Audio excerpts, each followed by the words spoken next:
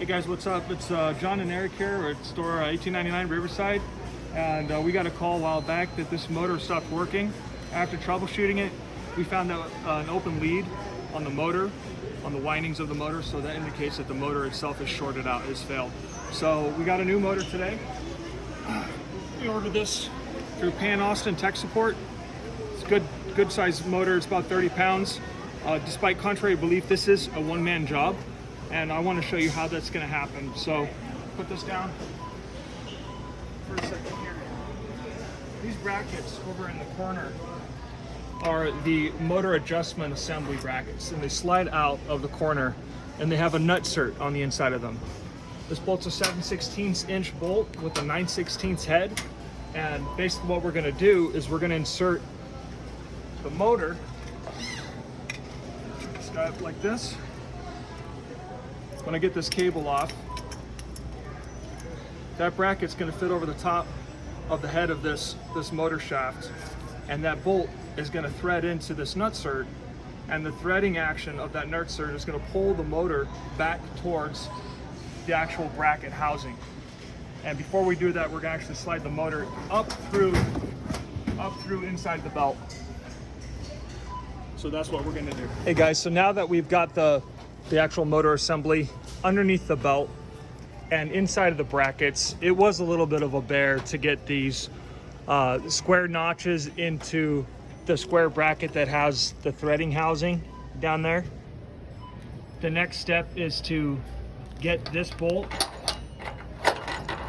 that threading starting into that nutsert, and then once we get that established both left and right sides, we can actually start threading the bolts into the motor brackets, and it'll slide the motor back, and all the slack that's in the belt will start to be taken out. That's what we're going to do next. The whip of the motor goes on the left side also. That's how to orient the motor. The harness is on the left side there. As you see the white harness there, that's going to connect with our motor whip.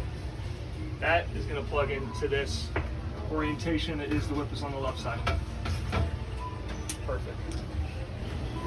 Okay guys, we got the motor in, and if you can look right here, we've got about 3/8 to 1/2 of an inch worth of gapping here. So that looks pretty even, right?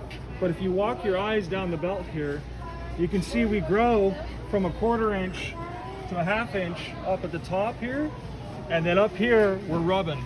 Okay, and if we don't take care of that, our photo eye is going to suffer, and our belt is going to start deteriorating, because you can already see that there's some markers. Ooh, that's tough to get in there. There's some markers right here indicating the belt is rubbing on this this guide here. So we have to make some adjustments. But just to show you guys,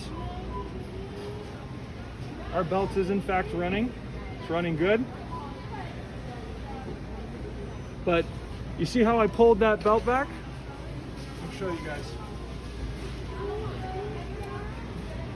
I pulled that belt back, right? I shifted it over, but watch it as it'll move itself back over to the corner. Slowly but surely, it's pulling itself over to this left corner here, and that's because this roller is not adjusted correctly. So the way we're going to do that is, in order to shift the belt to the right, we need to kick the motor. If this is the motor, we need to kick the motor back. We need to pull this corner back so that its axis is now up. So we'll call that north. It's up to the north about 4 degrees. It's shifted up, and what that's going to do is it's going to allow the belt to start running more towards. And we're going to do this. We're going to do this 1 to 2 turns at a time. Once again, using our 9/16 ratcheting in box wrench.